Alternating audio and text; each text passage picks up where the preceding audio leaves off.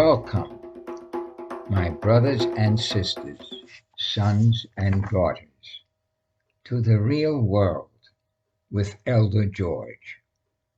I'm Elder George and will share a message that will not only help you deal with the stress, tensions, and anxieties of living in Western society, but will also motivate you to help transform society from materially oriented to family supported. There are three requisites for a happy, healthy, and harmonious human environment, and they are spiritual awareness, gender understanding, and family focus. Western society doesn't promote any of these requirements, yet they apply to all the issues facing us.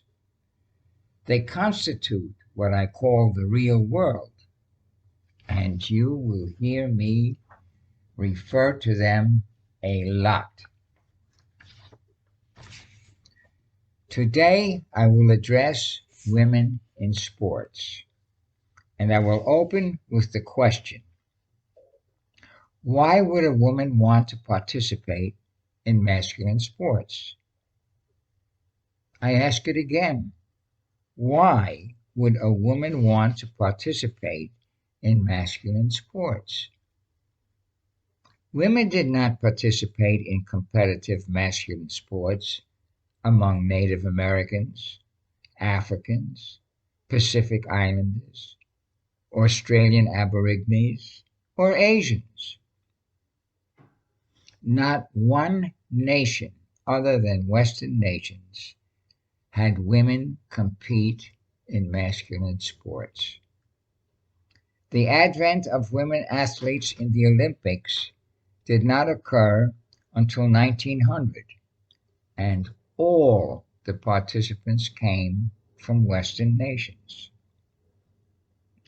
Women's participation in masculine sports is not natural. It is an aberration of natural conduct. I will share with you the nature of gender in athletic activities when I was a child to illustrate which athletic activities are natural for each sex. I grew up playing on the sidewalks of New York without structured supervision. However, there were always mothers around, and they knew who the good boys and girls were and who the bad boys and girls were. Children of both sexes played together up until the first grade. Even at that young age, girls were broader at the hips and narrower at the shoulders than boys and gave them a natural advantage of balance. Any girl who had the motivation could do cartwheels. Girls also excelled at playing hopscotch and at rope jumping. Their rope jumping impressed me. They could go very fast, and they called that speed red hot pepper. They could also jump through two ropes at a time, one spun clockwise and the other clockwise, counterclockwise. I always got tangled in the ropes when I tried that. The girls also sang and danced, which were expressions of their natural rhythm.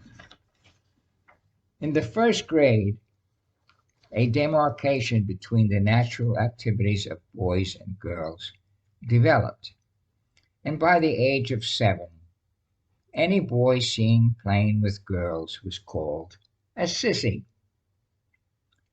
The boys, being generally stronger, broader at the shoulders, and narrower at the hips than girls, were designed for locomotion and physical activity.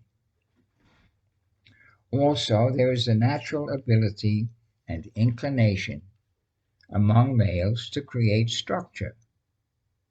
Boys make teams, clubs, and gangs. My last few podcasts focused on structure, and now you see here that early in life, boys have an inherent ability to create structure.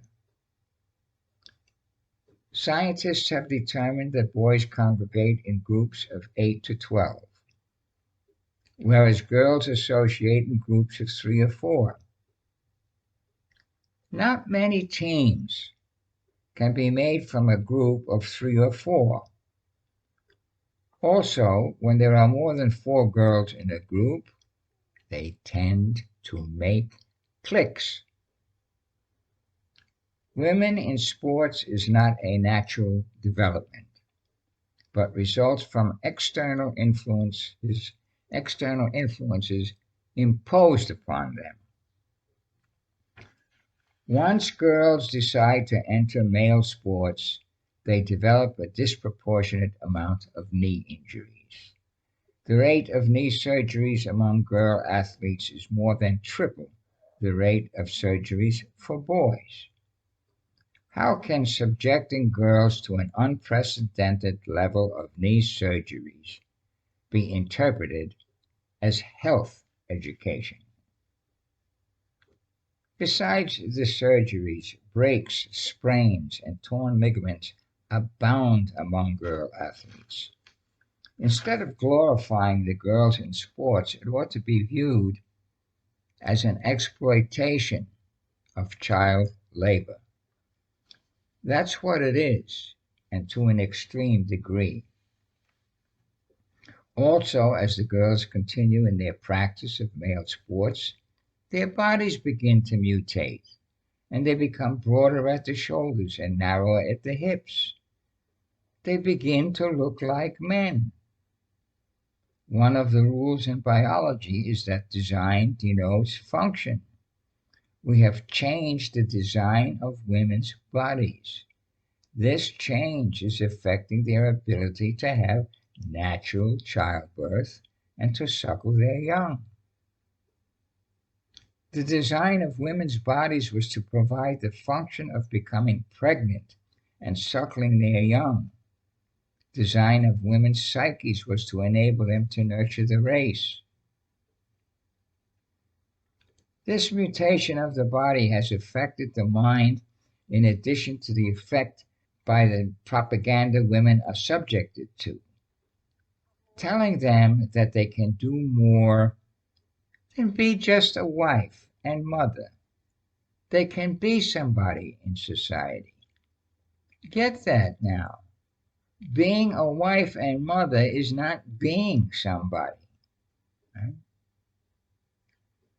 The result of this mental and physical mutation has contributed to Western women having suicide rates that are at the highest levels ever. One woman in 4 in her 30s and 40s takes antidepressants. And debilitating depression among women is at an all-time high. Women participating in men's sports does not meet the criteria of spiritual awareness, gender understanding, and family focus. Instead, it derives from the materialistic, gender-ignorant values of modern Western society.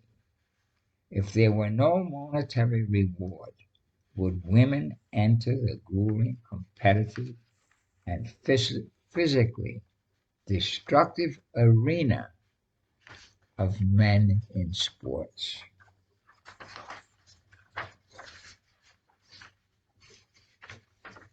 What benefits have accrued to women as a result of participating in men's sports? What? Has the family, tribe, and race benefited from their activities? The motivation for women participating in men's sports is financial. They are prostituting their bodies and minds for money, and society is suffering accordingly.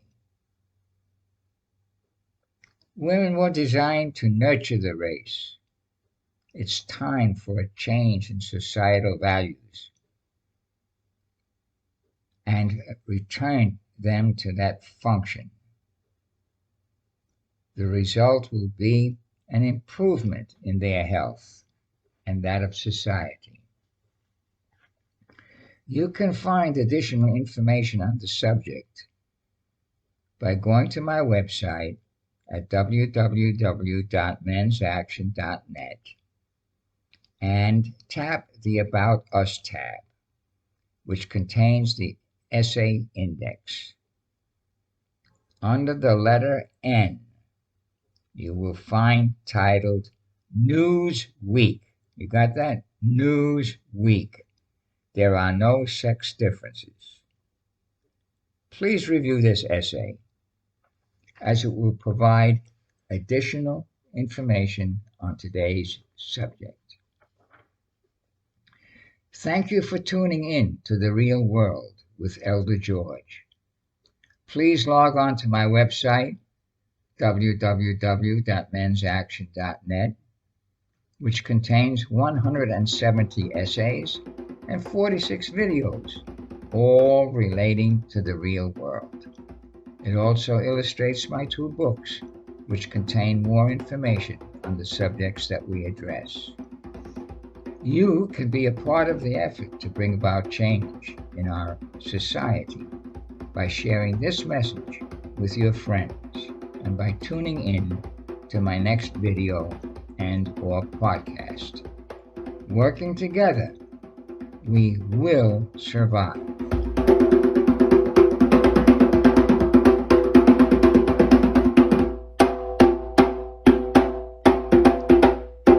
Dear viewer and/or listener, an important part of our message consists of an explanation of the principle of gender, which is elaborated on in my 2 books. My first book, Dear Brothers and Sisters, Gender and Its Responsibility, explains gender differences and the realization that they are manifestations of a universal principle. My second book, A Gender Handbook for Western Man, is not a handbook as such, but it does approach the gender issue on a more technical basis, which I felt would be more receptive to the Western mind. Both books can be obtained quickly from Amazon or Barnes & Noble.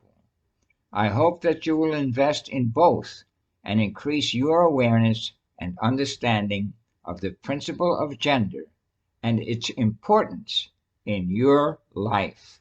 Thank you.